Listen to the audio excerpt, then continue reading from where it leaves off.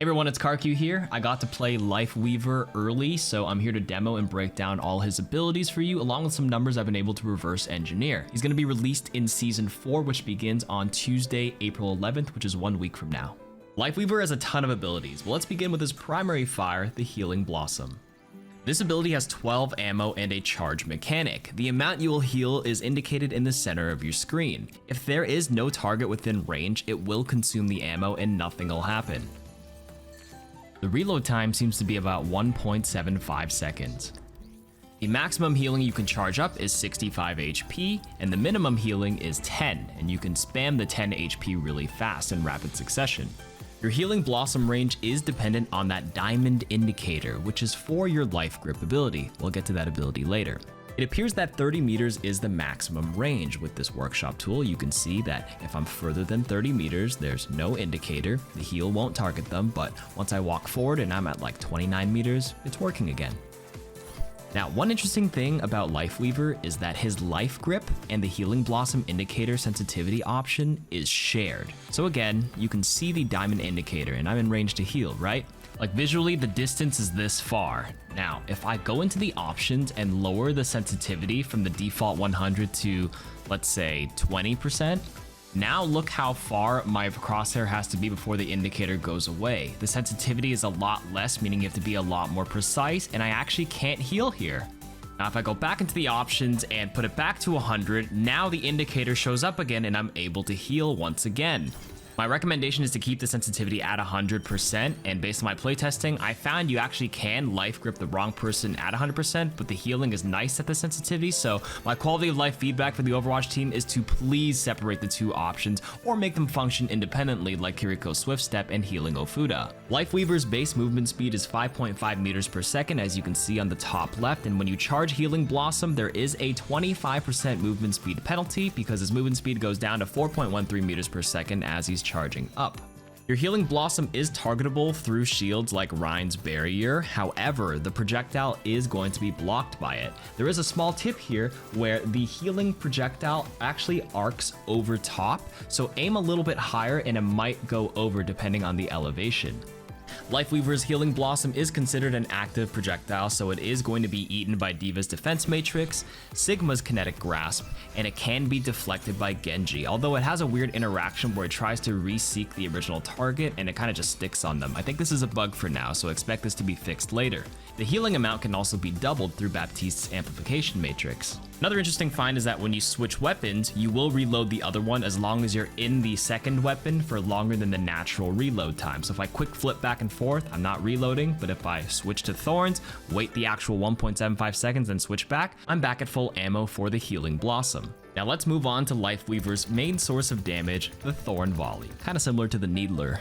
This has 60 ammo and a 1.5 second reload and fires 2 thorns that deal 5 damage each for a total of 10 damage. When you hold down the spray, it will average at about 120 DPS with body shots for a total of 300 damage if everything lands. It's not really realistic though. The thorns can headshot and deal 2 times the damage as well. There's actually no fall off damage at long ranges, so you will deal the full amount, but the weapon spread is kind of wild, so you're not going to be hitting much past a certain point. The next ability is the Petal Platform, one of the coolest abilities added to Overwatch 2 since there's so many potential plays you can make with this. This ability has a 12-second cooldown and will stay on the ground forever. That's right, you can plant it down and walk away. There's no range limit or anything. The only way to destroy it is to manually break it by pressing the interact key, putting a new one up, or having the enemy destroy it since it has 400 HP. The platform can be activated by both your team and the enemy team and will last 10 seconds once it's up. The Petal Platform projectile, that's a mouthful, let's call it the PPP, cannot be eaten by matrices like D.Va and Sigma, nor can it be deflected by Genji.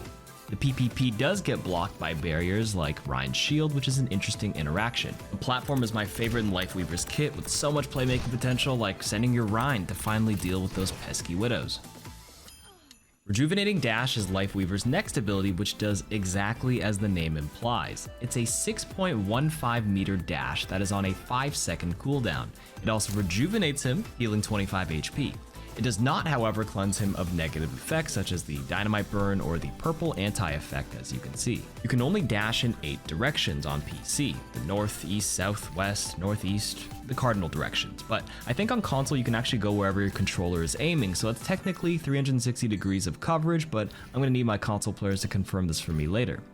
You cannot, however, dash vertically. Trust me, I tried it. It just looks silly when you stare at the sky and dash. Okay, on to Life Grippers, the most controversial ability with so much trolling potential in ranked, but incredible playmaking ability at the highest level. Its maximum range is 30 meters. It's that diamond-shaped UI indicator that'll let you know if you're in range to pull someone. It will also only pull your teammate to the position in front of you where you activated the ability, no matter if you move away, like dash, or turn your camera around. This is a 20-second cooldown ability, and when you pull them, you grant that ally an invulnerable shield that'll make them immortal and immune to CC. Oh gosh. Here's Ana trying to use a sleep dart, and they're immune. And it'll also absorb the sleep dart, and it will not pass through them like KarQ's Urzu and sleep the target behind him or something. Isn't that crazy?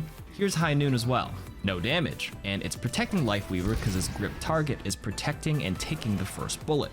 Now, this does not function like a Zarya bubble.